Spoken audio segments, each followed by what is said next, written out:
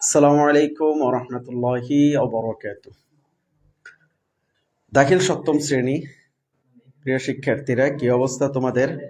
আশা করি আলহামদুলিল্লাহ তোমরা সকলেই ভালো আছো। আরো একটি ক্লাস নিয়ে আমরা চলে এসেছি, আত-তাদরিস অনলাইন মাদ্রাসা। তোমাদের অনেকের রিকোয়েস্ট ছিল যে ভাইয়া এই বছর থেকে আপনারা 6 থেকে পড়ানো শুরু করেন। তো 6, 7, 8 এর নাকি অনেক পোলাপান, তো এই কারণে আমরা শুরু করছি 6 থেকে ইনশাল্লাহ। তো আমরা এই জানুয়ারি মাসটা হলো আমাদের টেস্টিং মাস। আমরা এইটাতে দেখব যে তোমরা আসলে কতটুকু আগ্রহ আছে, যে 6, 7, 8 এর পোলাপাইন তোমরা কতজন আছো, এটার উপর ডিপেন্ড করবে আমাদের আগামী মানে এই বছর পুরাটা। তো যদি আমরা তোমাদের ভালো সারা শব্দ পাই বা স্টুডেন্ট তোমরা আসলেই পড়তে আগ্রহী হও, তাহলে ইনশাল্লাহ আমরা পুরো বছরেই তোমাদেরকে ধারাবাহিকভাবে পড়াবো ইনশাআল্লাহ। তো কারা কারা যুক্ত হইছো একটু দ্রুত একটু কমেন্ট করে জানিয়ে দাও।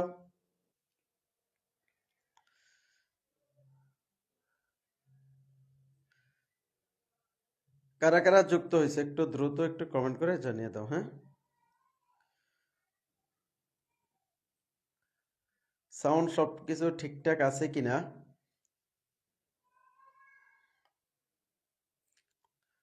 আজকে আমরা সপ্তম শ্রেণীর কোরআন মাজিদ ক্লাস করব ইনশাআল্লাহ। একটু দ্রুত কমেন্ট করে জানিয়ে দাও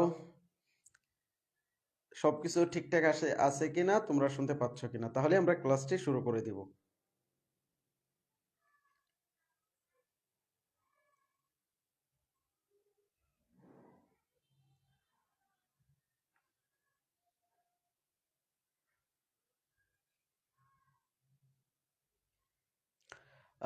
সবকিছু আশা করি ঠিকঠাক আছে। তো আজকে আমরা কোরআন মাজিদ, তোমাদের এই যে কোরআন মাজিদ, এটা ক্লাস 7, ক্লাস 7-এর তোমাদের বোর্ড বই, এবং এটাই তোমাদের মাদ্রাসায় তোমাদের সব জায়গায় এই বইটাকেই পড়ানো হয়। হ্যাঁ, এই বইটাকেই পড়ানো হয় কোরআনুন মাজিদুন ওয়া তাজওয়ীদ। মানে কোরআন তো কোরআন, আর মাজিদ, এই মাজিদ শব্দের অর্থ হলো মর্যাদাবান, মহিমান্বিত। এইচ.এম. আমিনুল ইসলাম, ওয়ালাইকুম সালাম ওয়া রাহমাতুল্লাহ। তাহলে মহিমান্বিত কোরআন, সম্মানিত কোরআন, মর্যাদাবান কোরআন ও তাজভিদ। তাজভিদ হলো যে কোরআন মাজিদ পড়তে গিয়ে যে নিয়ম নীতি তোমাদের অনুসরণ করতে হয় সহি শুদ্ধ করে পড়ে, সেই নিয়ম নীতিকে বলা হয় তাজভিদ। তাহলে আমরা এখানে কোরআন মাজিদও পড়বো, পাশাপাশি আমরা তাজভিদও পড়বো। তো আমরা চলো কথা না বাড়িয়ে আমরা সরাসরি ক্লাসে চলে যাই।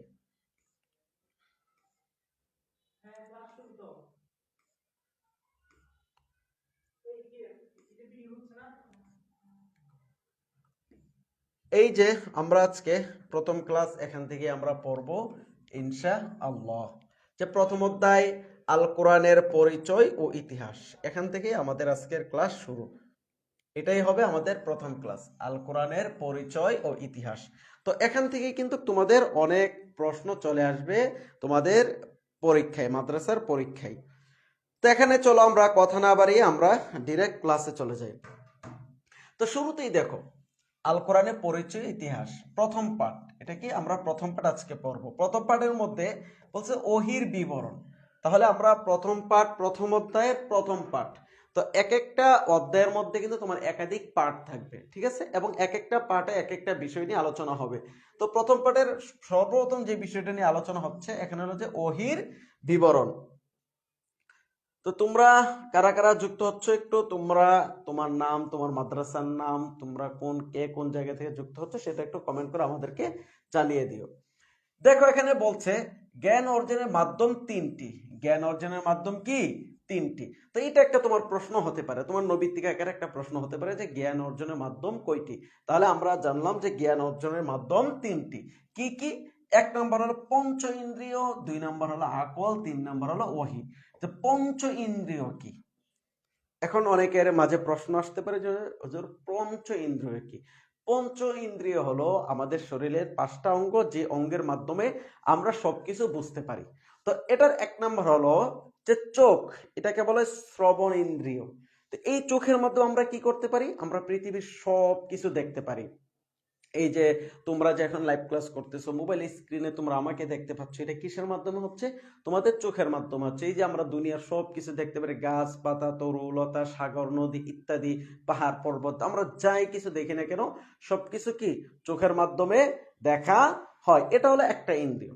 আরেকটা হলো যে আমাদের শ্রবণ ইন্দ্রিয়, যে আমরা যে শুনি কানের মাধ্যমে, সেটা কি? বিভিন্ন সাউন্ড, আওয়াজ, কথা, এই যে তোমরা আমার কথা শুনতেছো, এটা কিসের মাধ্যমে শুনতেছো? এই শ্রবণ ইন্দ্রিয়র মাধ্যমে। আরেকটা হলো যে নাসিকা ইন্দ্রিয়, মানে ঘ্রাণ ইন্দ্রিয়, যে আমরা যাই কিছু করি না কেন, খাবার আগে আমরা কি করি? ঘ্রাণ শুনে আমরা অনেক কিছু বুঝতে পারি যে খাবারটা কি টাটকা নাকি নষ্ট। এরপরে এটা কি পারফিউমের ঘ্রাণ নাকি এটা বাহিরের কোনো পচা কোনো দুর্গন্ধ, এর মাধ্যমে আমরা কি করতে পারি? ঘ্রাণের মাধ্যমে আমরা নির্ণয় করতে পারি। এরপরে হলো যে আমাদের জিহ্বা, মানে আমরা স্বাদ গ্রহণ করতে পারি, যে আমরা যদি কোনো কিছু মুখে দেই সেটা কি টক না মিষ্টি, এটা কি ঝাল নাকি এটা তিতা। তো এই যে টেস্টের স্বাদ নেওয়ার যে বিষয়টা, সেটা আমরা কিসের মাধ্যমে করতে পারি? সেটা আমরা জিহ্বার মাধ্যমে আমরা করতে পারি। আরেকটা হলো ত্বক। এই যে ত্বকের মাধ্যমে আমরা কি করতে পারি? যে এটা কি ঠান্ডা না গরম, হ্যাঁ, তো এইগুলো আমরা কি করতে পারি? অনুভব করতে পারি। এখন কি শীতকাল চলতেছে না গরমকাল চলতেছে, আগুন লাগলে যেরকম গরম আমাদের ত্বকে এসে কি হয়? অনুভূত হয়। যে এই পঞ্চ ইন্দ্রিয়ের মাধ্যমে আমরা কি করতে পারি? জ্ঞান লাভ করতে পারি। এরপরে বলছে 2 নাম্বার বলছে আকল। আকল মানে বিবেক বুদ্ধির মাধ্যমে আমরা কি করতে পারি? জ্ঞান লাভ করতে পারি। যেরকম চোখের মাধ্যমে তো আমরা দেখতে পারি, যে ধরো আমরা চোখের মাধ্যমে দেখলাম কি এক জায়গায় আগুন লাগছে, এরপরে আমরা যে আমাদের ত্বক আছে, এই ত্বকের মাধ্যমে যখন আমাদের আগুনের তাপটা এসে স্পর্শ করে, তখন এটা গরম একটা আমাদের কি হয়? অনুভূত হয়। এরপর আমাদের আকল কি বলে?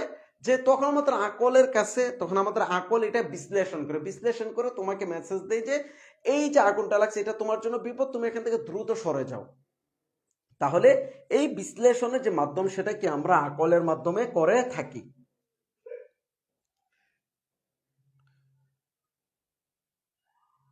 তোমরা এখনো যারা যুক্ত হও নাই, তোমরা একটু দ্রুত যুক্ত হয়ে যাও, হ্যাঁ। আর তোমার মাদ্রাসার কোনো বন্ধু বান্ধব থাকলে তাকেও তোমরা যুক্ত করে দিতে পারো। এরপরে 3 নাম্বার যেটা, সেটা বলছে ওহি। তো ওহি হলো এই যে পঞ্চ ইন্দ্রিয় এবং আকল, এই দুইটার মাধ্যমে যেইগুলো আমরা দেখতে পারি না বুঝতে পারি না, সেই জ্ঞানটা আমরা ওহির মাধ্যমেই লাভ করতে পারি। ওহি ছাড়া সেই জ্ঞানটা লাভ করা সম্ভব না। যেরকম জান্নাত আমরা কি কখনো দেখছি? বা এটা জান্নাতের আল্লাহ তাআলা তো অনেক বর্ণনা দিয়েছে, জান্নাতের খাবারগুলো এত স্বাদ হবে, এত মজা হবে, হ্যাঁ এত টেস্ট হবে, যেটা দুনিয়ারও যে খাবার আছে এর থেকে হাজার হাজার গুণ বেশি মজাদার হবে। তো এই যে স্বাদকে আমরা অনুভব করতে পারছি, কেমন হবে, কি রকম হবে, আমরা কোনো কিছুই অনুভবও করতে পারি না, আমরা এগুলা দেখিও না। আমরা কোন জিনিসটা আমরা অনুভব করতে পারি? যেই জিনিসটা আমরা সচক্ষে দেখেছি সেটাকে কিন্তু আমরা অনুভব করতে পারি। আর যেটা আমরা কোনোদিন জীবনে কোনোদিন দেখি নাই, সেই জিনিসটা কিন্তু আমরা এই পঞ্চ ইন্দ্রিয় দ্বারা আমরা সেটা অনুভব করতে পারি না। তাহলে সেই জ্ঞান আমরা কিসের মাধ্যমে লাভ করব? সেই জ্ঞান আমরা ওহির মাধ্যমে লাভ করব। তো সেখানে বলে দিচ্ছে প্রথম দুটি ছাড়া কেবল বাহ্যিক ও চাক্ষুষ বিষয়ের জ্ঞান অর্জন করা যায়, কিন্তু ইন্দ্রিয় আকল যেখানে অকার্যকর, একমাত্র সেই জ্ঞান একমাত্র ওহী দ্বারাই লাভ করা সম্ভব। যেমন একটা কি আখেরাতের কথা বলা হয়েছে, জান্নাতের কথা বলা হয়েছে, জাহান্নামের কথা বলা হয়েছে, যে এই ইত্যাদির জ্ঞান। এরপর তদ্রূপ মানুষকে পথ প্রদর্শনের জন্য শুধু বুদ্ধি ও ইন্দ্রিয় যথেষ্ট নয়, বরং ওহির জ্ঞানের প্রয়োজন। এভাবে আহ দ্বীনের আকীদা সম্পর্কীয় জ্ঞান লাভ করা ওহির কাজ, বুদ্ধির কাজ নয়। তাই তো আল্লাহ পাক যুগে যুগে অসংখ্য নবী রাসূল পাঠিয়েছেন ওহির জ্ঞান দিয়ে। তার ধারাবাহিকতায় সর্বশেষ সব শেষে মহানবী হযরত মুহাম্মদ সাল্লাল্লাহু আলাইহি সাল্লামকে সর্বশেষ ওহী তথা আল কোরআন দিয়ে প্রেরণ করেন। তোমাদের এখানে যেইগুলা তোমাদের প্রশ্ন আসতে পারে, নৈবিত্তিক আসতে পারে, আমি এগুলা দাগিয়ে দিব। তোমাদের যে কাজ সেটা হলো, যারা ক্লাসে বসছো অবশ্যই তোমরা মেইন বই, একটা পেন্সিল একটা খাতা, একটা কলম, এই 4টা জিনিস নিয়ে বসবা।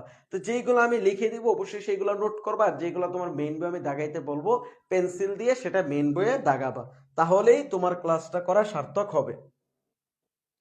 বুঝছো? তো কারা কারা যুক্ত হয়েছে, তোমরা কি আদৌ আসো?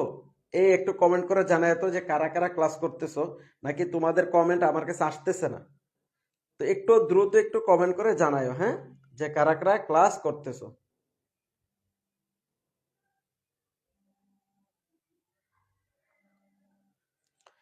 কারা কারা ক্লাসে আছে একটু কমেন্ট করে জানায়ো, হ্যাঁ।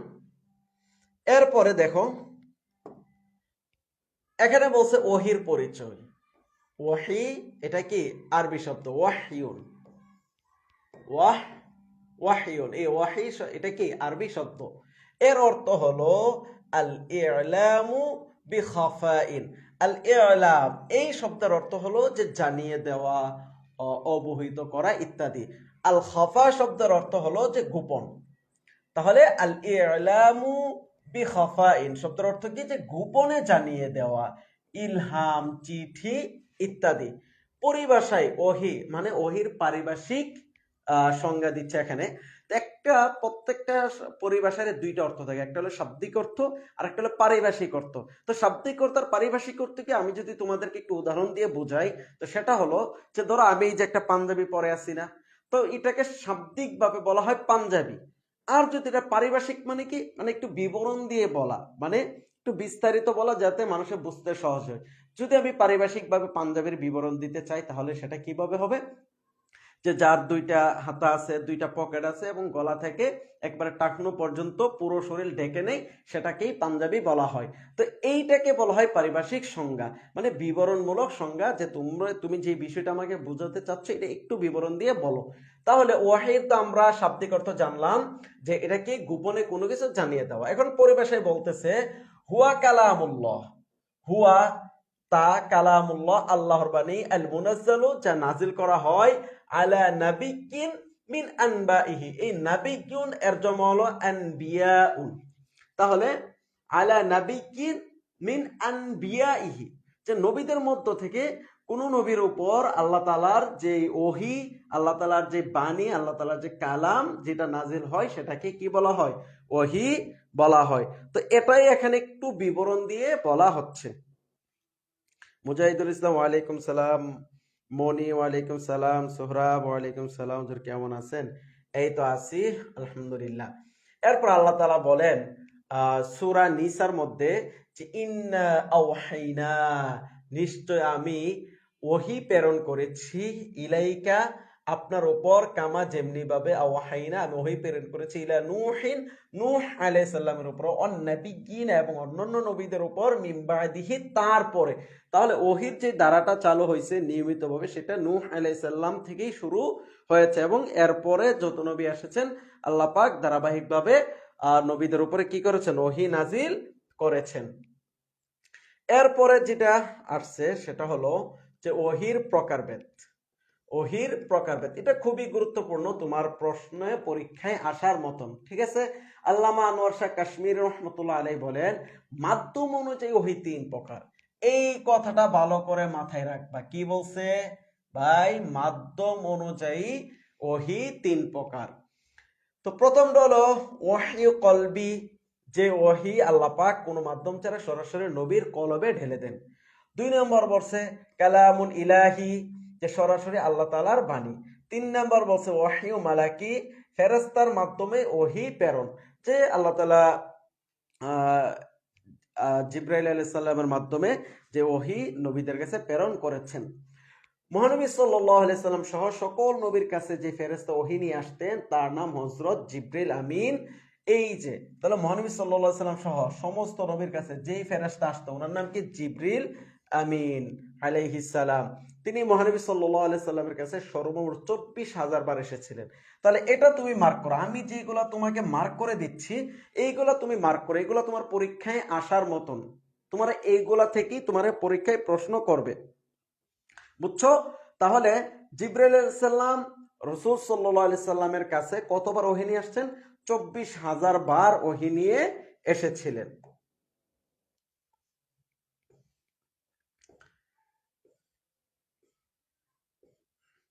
এরপরে আল্লাহ তাআলা সূরা শুরার মধ্যে বলছেন, ওহির নাজিলের প্রতি ইঙ্গিত করে আল্লাহ তাআলা একটা আয়াত নাজিল করেছেন, সেটা হলো ওমা কানা লিবাশারিন, যে কোনো মানুষের পক্ষে সম্ভব নয় যে আইয়ুকাল্লিমাহুল্লাহু, সে আল্লাহ তাআলার সাথে সরাসরি কথা বলবে, এটা কোনো মানুষের পক্ষে এটা সম্ভব নয়, ইল্লা তবে ওয়াহয়ান, মানে কথা বলতে পারবে। কিভাবে পারবে?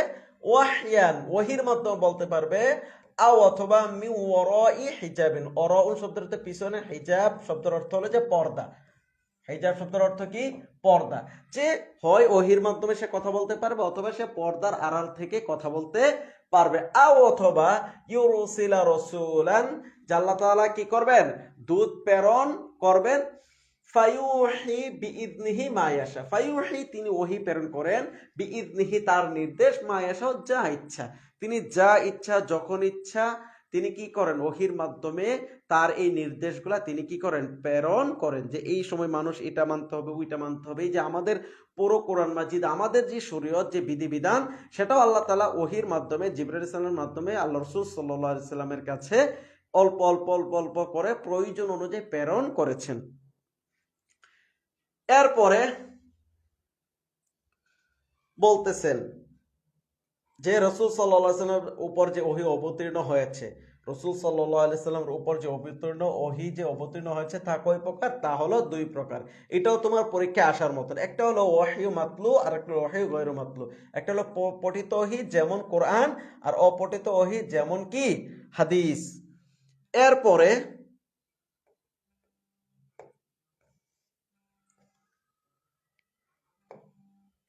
ওহী নাজিলের পদ্ধতি। অন্যান্য আসমানি কিতাবের ন্যায় কোরআন মাজিদ মহানবী সাল্লাল্লাহু আলাইহি সাল্লামের উপর একত্রে নাজিল হয়নি, বরং প্রথমত এই কোরআন লৌহে মাহফুজ হতে লাইলাতুল কদর রাতে এই দুনিয়ায় আসমানের বাইতুল ইজ্জাতে অবতীর্ণ হয়। এখানে কয়েকটা গুরুত্বপূর্ণ প্রশ্ন চলে আসছে এই লাইনের মধ্যে। একটা হলো যে পুরো কোরআনটা রাসূল সাল্লাল্লাহু আলাইহি সাল্লামের উপর একত্রে, মানে একবারই নাজিল হয় নাই। তো একত্রে নাজিল কোথায় হয়েছে? লৌহে মাহফুজ হতে লাইলাতুল কদর রাতে দুনিয়ার প্রথম আসমানে বাইতুল ইজ্জাতে কি হয়েছে? একত্রে এটা নাজিল হয়েছে। তো সেখান থেকে প্রয়োজন অনুযায়ী রাসূল সাল্লাল্লাহু আলাইহি সাল্লামের 23 বছর ব্যাপী যে জীবন, আমরা জানি নবুয়ত থেকে রাসূল সাল্লাল্লাহু আলাইহি 63 বছর হায়াত পেয়েছিলেন, মানে নবুয়তি জীবন ছিল কত বছর? 23 বছর। এই 23 বছর জীবনে প্রয়োজন অনুসারে সেটা অল্প অল্প করে নাজিল হয়েছে। তাহলে তোমাদের আরেকটা প্রশ্নের উত্তর এখানে চলে আসছে। আরেকটা হলো কি, যে কোরআন মাজিদ কত বছর ধরে নাজিল হয়েছে? তাহলে কোরআন মাজিদ কত বছর ধরে নাজিল হয়েছে? দীর্ঘ 23 বছর ধরে নাজিল হয়েছে। এরপরে আল্লামা সুহাইলি মহানবী হযরত মুহাম্মদ সাল্লাল্লাহু আলাইহি সাল্লামের কাছে ওহী নাজিল 7টি পদ্ধতি বর্ণনা করেন। তাহলে ওহী নাজিলের পদ্ধতি কয়টা? ওহী নাজিলের পদ্ধতি হলো 7টা। কি কি? এখন একটা একটা করে বর্ণনা দেবে। মিসলু সলসলাতিল জারাস, এই সলসলাত প্রতিধ্বনি, আল জারাস শব্দের অর্থ হলো যে ঘন্টা, যে ঘন্টা ধ্বনির ন্যায়, যে অর্থাৎ যখন ওহী নাজিল হতো মহানবী সাল্লাল্লাহু আলাইহি সাল্লাম তখন ঘন্টা ধ্বনির ন্যায় এক প্রকার আওয়াজ শুনতে পেতেন। এটা ছিল ওহী গ্রহণের ক্ষেত্রে মহানবী সাল্লাল্লাহু আলাইহি সাল্লামের কাছে সবচেয়ে বেশি কষ্টকর।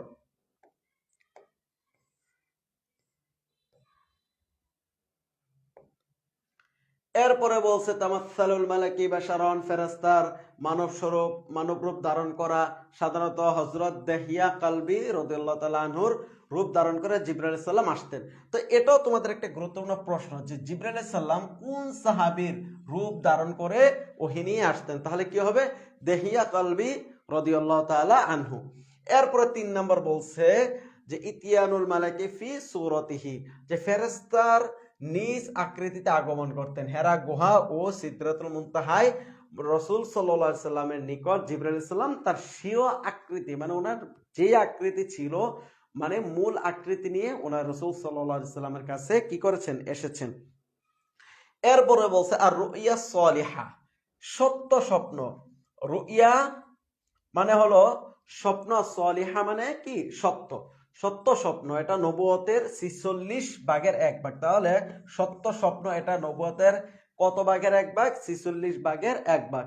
ওহী শুরু হয়েছে কি দিয়ে? সত্য স্বপ্নতে। ওহী কি দিয়ে শুরু হয়েছে, এটাও তোমাদের একটা প্রশ্ন আসতে পারে। এরপরে 4 নাম্বার বলছে আল কালামু মা আল্লাহ, সরাসরি আল্লাহ পাকের সাথে কথা বলা। এরপর আছে আন-নাফসু ফির রূহ, কলবে পাকে ঢেলে দেওয়া, কলবে কালামে পাক ঢেলে দেওয়া। ওয়াহি ইসরাফিল, মাঝে মাঝে ইসরাফিল আলাইহিস সালাম ওহী নিয়ে আসতেন। তো কখনো কখনো জিবরাইল আলাইহিস সালামের পরিবর্তে ইসরাফিল আলাইহিস সালাম কি নিয়ে আসতেন, ওহী নিয়ে আসতেন। এরপরে আসছে হলো কোরআন মাজিদ সংকলনের ইতিহাস। কোরআন মাজিদ সংকলনের ইতিহাস। মহাগ্রন্থ আল কোরআন গ্রন্থের একবারে নাজিল হয়নি, বরং প্রয়োজন অনুসারে ধীরে ধীরে দীর্ঘ 23 বছর যাবত নাজিল হয়েছে, যার সূচনা হয়েছিল মহানবী সাল্লাল্লাহু আলাইহি সাল্লামের 40 বছর বয়সকালে সূরা আলাকের প্রথম 5 আয়াতের মাধ্যমে। তাহলে কোরআন মাজিদ শুরু হয়েছিল মহানবী সাল্লাল্লাহু আলাইহি সাল্লামের 40 বছর বয়সে। তার মানে রাসূল সাল্লাল্লাহু আলাইহি সাল্লাম 40 বছর বয়সে নবুয়ত পেয়েছেন এবং সেখান থেকেই কোরআনের যাত্রা শুরু। তাহলে তোমাদেরকে যদি কেউ প্রশ্ন করে রাসূল সাল্লাল্লাহু আলাইহি সাল্লাম কত বছর বয়সে কোরআন নাজিল শুরু হয়, তাহলে তখন রাসূল সাল্লাল্লাহু আলাইহি সাল্লাম বয়স কত ছিল? 40 বছর ছিল। এরপরে প্রথম যে আয়াত, তোমাদেরকে যদি প্রশ্ন করা হয় যে প্রথম কোন সূরার কোন আয়াত নাজিল হয়, তাহলে কি হবে? প্রথম সূরায় কোন আয়াত নাজিল হয়েছে? সূরা আলাকের প্রথম 5 আয়াত। সূরা আলাকের প্রথম 5 আয়াত, আলাকের প্রথম 5 আয়াত কি হয়েছে? নাজিল হয়েছে। তখন থেকে মক্কার উত্তরে হেরা পর্বতের গুহায় ধ্যানমগ্ন ছিলেন। তাহলে কোরআন মাজিদ কোন পর্বতে, সর্বপ্রথম কোন পর্বতে বা কোন গুহায় নাজিল হয়েছে? হেরা পর্বতের গুহায় নাজিল হয়েছে। পরবর্তীতে কোরআন মাজিদ সংকলন করে গ্রন্থাগারে সাজানো হয়েছে। জানা প্রয়োজন যে কোরআন মাজিদ সংকলনের ইতিহাস কয়েকটি যুগে বিভক্ত। তাহলে কোরআন মাজিদ সংকলনের ইতিহাস কি? কয়েকটি যুগে বিভক্ত। আমরা একটা একটা যুগ দেখি। একটা হলো মহানবী সাল্লাল্লাহু আলাইহি সাল্লামের যুগ।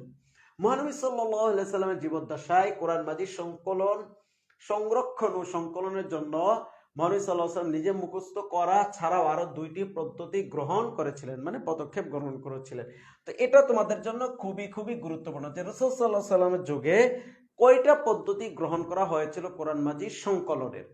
তো এটা তোমরা পেন্সিল দিয়ে তোমাদের মেইন বইয়ে দাগাইতে পারো। নূর মোহাম্মদ, আসসালামু আলাইকুম হুজুর, কেমন আছেন? ওয়ালাইকুম সালাম, এই তো আছি আলহামদুলিল্লাহ, ভালো। এরপরে কি কি একটা পদক্ষেপ, একটা হলো যে একদল সাহাবী কোরআন মুখস্থ করে নিতেন, তাদেরকে হাফেজ বলা হতো। যে যা নাজিল হতো তারা সরাসরি সাথে সাথে তা মুখস্থ করে নিত। এরপরে দ্বিতীয়টা হলো যে আরেকদল সাহাবী নাজিলকৃত কালামে পাক কি করত? কাঠ, বাকল, চামড়া, হাড়, পাথর ইত্যাদিতে লিখে নিতেন, তাদেরকে কাতেবে ওহী বলা হতো।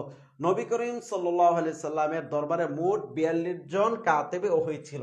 তাহলে যারা ওহী লিপিবদ্ধ করতেন, মানে আল্লাহ তাআলা যা প্রেরণ করতেন রাসূল সাল্লাল্লাহু আলাইহি সাল্লামের নিকট, এইগুলা যারা লিপিবদ্ধ করতেন তাদের সংখ্যা ছিল কতজন? 42 জন।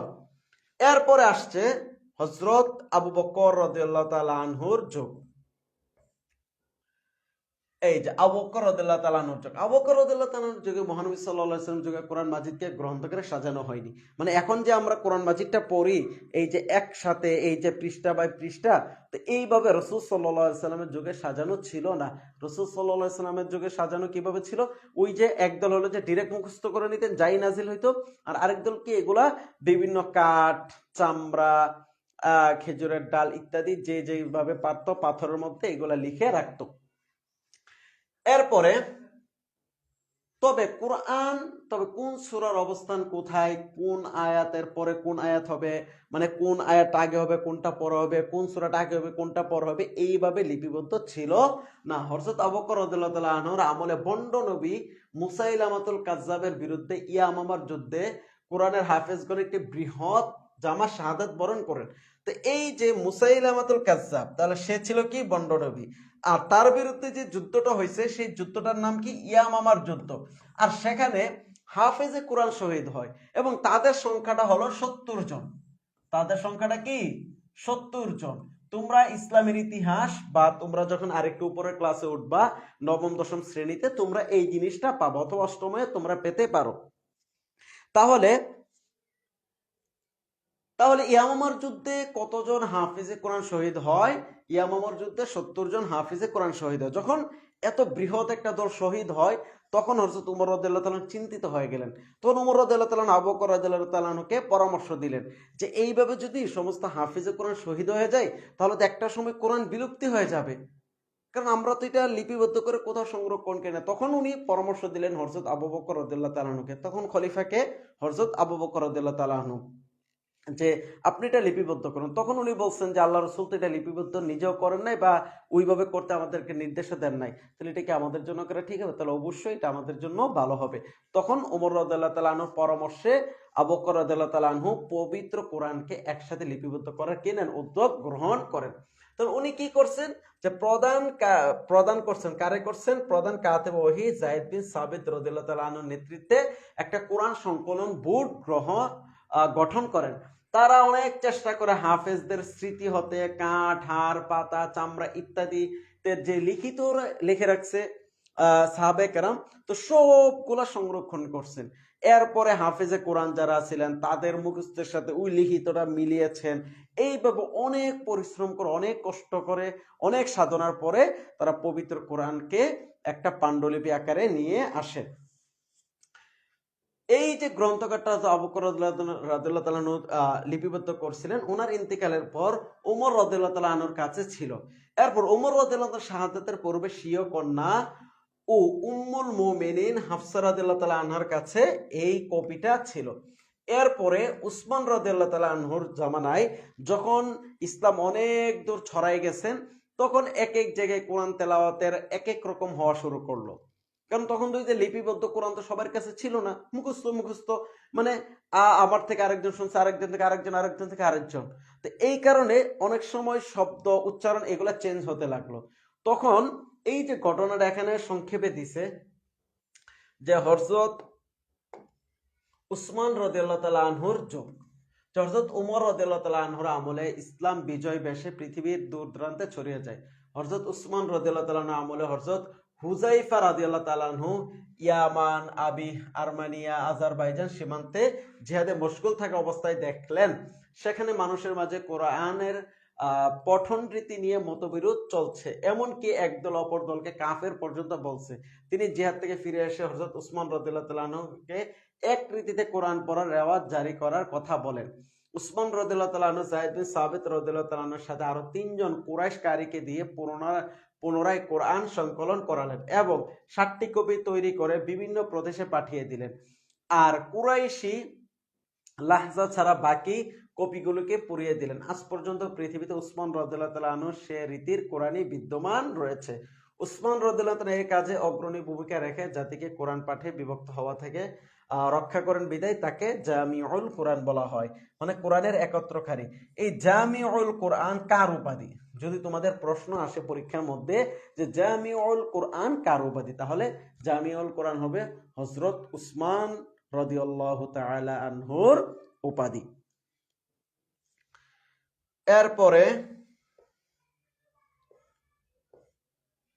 এরপরে যখন মুদ্রযন্ত্র, মানে এই যে টাইপিং মেশিন, প্রিন্টিং মেশিন, এইগুলো আবিষ্কার হওয়া পর্যন্ত মানুষ হাত দিয়েই কোরআন লিখত।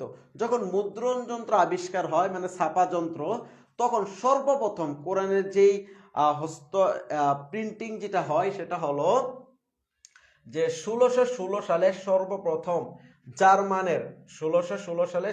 জার্মানের হামবুর্গে কোরআন মুদ্রণ করা হয়, যার এক কপি এখনো মিশরে সংরক্ষিত আছে। কোরআন মাজিদে হরকত ও নুকতা সংযোজন করেন হযরত আবুল আসওয়াদ দুয়াইলি রহমতুল্লাহ আলাইহি এবং পরবর্তীতে খলিল আহমদ ফারাহিদি রহমতুল্লাহি আলাইহি। এরপরে কি আছে তোমাদের? এরপরে হলো কোরআন মাজিদ তেলাওয়াতের গুরুত্ব ও ফজিলত। এটা হলো তোমাদের দ্বিতীয় পাঠ। তো আজকে আমরা প্রথম পাঠটা পড়লাম। তো প্রথম পাঠের মধ্যে যেই বিষয়গুলা তোমাদেরকে আমি দাগিয়ে দিয়েছি সেই বিষয়গুলো অবশ্যই ভালো করে পড়বা এবং এইগুলা তোমার পরীক্ষায় আসার মতন, ম্যাক্সিমাম প্রশ্নগুলাই তোমার পরীক্ষায় আসার মতন। আমরা যেহেতু এখন শুরু করেছি, তো পুরো বছর আমরা অল্প অল্প করে তোমাদেরকে পড়াবো, যেহেতু তোমাদের বইটাও ছোট, তোমরাও ছোট মানুষ, আমরা অল্প অল্প করে পড়াবো, যাতে করে এই পড়াটা তোমার ব্রেইনে রাখতে পারো, তুমি মুখস্থ করতে পারো। তাহলে যতটুকু আমরা পড়িয়েছি, তো তোমরা এখান থেকে তোমরা নিজেরাই প্রশ্ন তৈরি করবা, নিজেরাই এগুলার উত্তর বের করবা। এখান থেকে বের করে তোমরা আমাদের যে আত্মাদ্রিস অনলাইন মাদ্রাসা যে একটা অফিসিয়াল ফেসবুক গ্রুপ আছে, সেখানে তোমরা এগুলা লিখে খাতার মধ্যে লিখে সুন্দর করে ছবি তুলে তোমরা এগুলা পোস্ট করতে পারো। বুঝছো? তো যারা আজকের ক্লাসটা করছো, মুনতাসির, মুফাসসির, আসসালামু আলাইকুম। ওয়ালাইকুম সালাম ওয়া রাহমাতুল্লাহ। মাহফুজ আহমদ চৌধুরী, সপ্তম শ্রেণীর শিক্ষার্থীরা তাদরিসের অভিজ্ঞ শিক্ষকগণের ক্লাসের সুযোগ পেয়েছে। ইনশাল্লাহ আমরা চেষ্টা করছি তোমাদের যারা ছোট ভাই আছে যে তাদেরকেও পড়ানোর জন্য, কারণ তাদেরকে আসলে অনলাইনে পড়ানোর জন্য ওই রকম কোনো শিক্ষক নেই। তো সেই জায়গা থেকেই আমরা উদ্যোগ গ্রহণ করেছি যে আমরা তাদেরকে ইনশাল্লাহ পড়াবো। এখন দেখার বিষয় হলো যে তোমাদের সেই ছোট ভাইরা নেয় কিনা। যদি তারা নেওয়া বন্ধ করে দেয়, ইলম নেওয়া বন্ধ করে দেয়, তাহলে হয়তো আমাদেরও দেওয়া বন্ধ হয়ে যেতে পারে। যারাই আমাদের থেকে নেবে ইনশাল্লাহ আমরাই তাদেরকে দেওয়ার চেষ্টা করব, মন খুলে মন উজাড় করে। তো আজকের ক্লাসটা এ পর্যন্তই। তো তোমরা ভালো থাকো, সুস্থ থাকো, দেখা হবে, কথা হবে পরবর্তী অন্য কোনো ক্লাসে। আসসালামু আলাইকুম ওয়া রাহমাতুল্লাহি ওয়া বারাকাতুহু।